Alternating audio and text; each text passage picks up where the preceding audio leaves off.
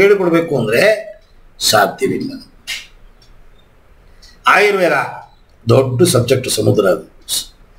ಅದನ್ನ ಈ ಒಂದು ವಾರದಲ್ಲಿ ಒಂದೊಂದು ಗಂಟೆಯಲ್ಲಿ ಹೇಳಕ್ ಸಾಧ್ಯವಿಲ್ಲ.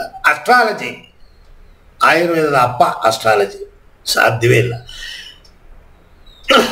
ಅಂದ್ರೆ ಸಾಧ್ಯ, ಒಂದು ವಾರದಲ್ಲಿ ಒಂದು ಗಂಟೆ ಹೊತ್ತಲ್ಲಿ ಸಾಧ್ಯವಿಲ್ಲ.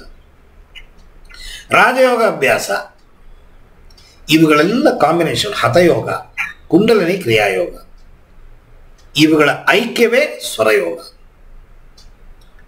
ನೀವು ಸರಿಯಾದ ರೀತಿಯಲ್ಲಿ ಕಲಿತೀನಿ ಅಂತಂದ್ರೆ 5 ಸಬ್ಜೆಕ್ಟ್ಗಳನ್ನು ಕಲಿತ್ರೆ ಮಾತ್ರ ಪರಿಣಿತಿ ಸ್ವರಯೋಗದಲ್ಲಿ, ಇಲ್ಲಾಂದ್ರೆ ಇಲ್ಲ. ಅದಕ್ಕೆ ನಾವು ಬಂದಿದ್ದ ತಕ್ಷಣ ನಿಮ್ಮನ್ನು ಕೇಳಿದ್ದು ಏನಕ್ಕೋಸ್ಕರ ಕಲಿತೀರಿ. ನಿನ್ನೆ ಒಬ್ಬರು ಲೇಡಿ ಫೋನ್ ಮಾಡಿದ್ರು, 40 years. ನೋಡಿದೆಲ್ಲ ಸೈಡ್ ಸ್ಟೋರಿಗಳು ಸ್ವಲ್ಪ ಜಾಸ್ತಿ, ನನ್ನ ಬಾಯಲ್ಲಿ ಮಾತು ಜಾಸ್ತಿ ಬರುತ್ತೆ.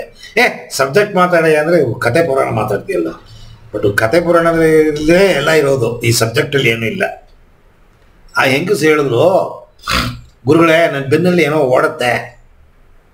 ಯಾಕಮ್ಮ ಓಡುತ್ತೆ ಅಂದರೆ, ನಾನು 4 ವರ್ಷದಿಂದ ಧ್ಯಾನ ಮಾಡ್ತೀನಿ. ಗುರು, ಯಾರು ಧ್ಯಾನ ಮಾಡಿದ್ರು ನಿನ್ನ?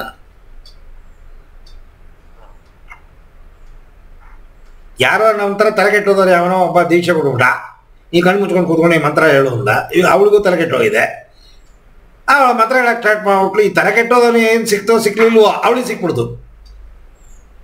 ಕುಂಡಲಿನಿ ವೈಬ್ರೇಟ್ ಆಗೋಯ್ತು, ಬೆನ್ನಿಂದ ಹುಳ ಓಡಾಡ್ದಂಗೆ ಓಡಾಡತ್ತಂತೆ, ತಲೆ ರಾತ್ರಿ ಹೊತ್ತು ನಿದ್ದೆ ಮಾಡೋಕ್ಕಾಗತ್ತೆ, ಸಿಡಿಯುತ್ತಂತೆ.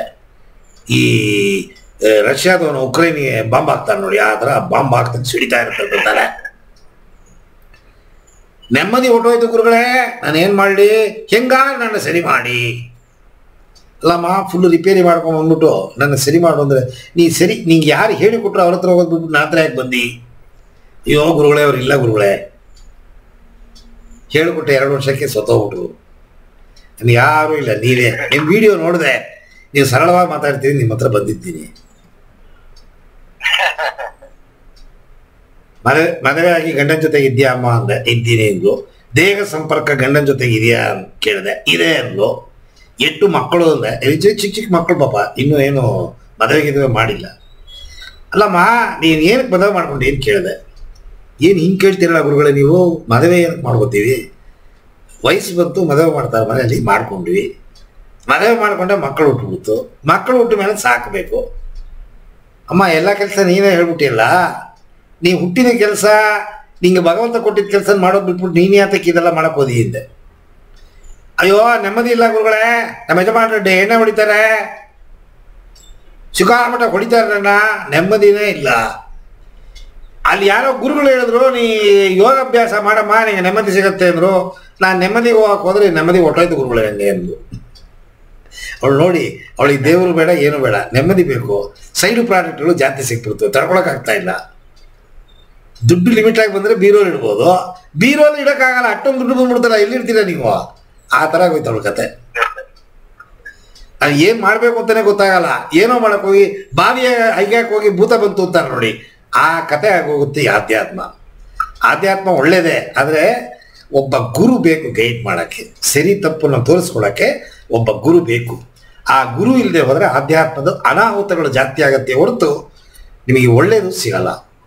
ಸೊ ಎಲ್ಲ ಈಗೆಲ್ಲ ಬೇಕಾಟ್ಟು ಗುರುಗಳು ಸೃಷ್ಟಿ ಆಗ್ಬಿಟ್ಟಿದ್ದಾರೆ. ಬೀದಿಗೆ 4 ಜನ 5 ಜನ 20 ಜನ ಇದ್ದಾರೆ. ದುಡ್ಡು 5,000 10,000 20,000 ಕೊಟ್ಟರೆ ಅಂತಂದರೆ ನಂತರ ಕಮ್ಮಿ ದುಡ್ಡಲ್ಲಿ, ಕಮ್ಮಿ ದರದಲ್ಲಿ, ಕಮ್ಮಿ ಕಾಣಿಕೆಯಲ್ಲಿ ಹೇಳಿಕೊಡೋರಿಗೆ ಬೆಲೆ ಇಲ್ಲ. ಎಲ್ಲ ಕಾರ್ಪೊರೇಟ್ ಗುರುಗಳು 1 ಲಕ್ಷ 1.5 ಲಕ್ಷ 2 ಲಕ್ಷ ಅಲ್ಲೇ ಊಟ ಕೊಟ್ಟು, ತಿಂಡಿ ಕೊಟ್ಟು, 5 ರಿಸಾರ್ಟ್ ಲಿವಿಂಗು ಕೊಟ್ಟು, ಏನು ಬೇಕು ನಿಮಗೆ, ಹೆಂಗಸು ಒಂದಿಲ್ಲ, ಅದು ಕೆಲವರು ಇಟ್ಟಿದ್ದಾರೆ ಏನೋ ಗೊತ್ತಿಲ್ಲ ನನಗೆ, ಅದು ಎಲ್ಲ ಹೇಳಿಕೊಡ್ತಾರೆ ನಿಮಗೆ. ಆದರೆ ದುಡ್ಡು ಕೊಡ್ಬೇಕು ಜಾಸ್ತಿ, ದುಡ್ಡು ಕೊಟ್ಟರೆ ಎಲ್ಲ ಸಿಗುತ್ತೆ. ಸೊ ದುಡ್ಡಿಂದ ಪರ್ಚೇಸ್ ಮಾಡೋಕ್ಕಾಗೋ ವಿದ್ಯೆ ಅಲ್ಲ ಇದು ಆಧ್ಯಾತ್ಮ.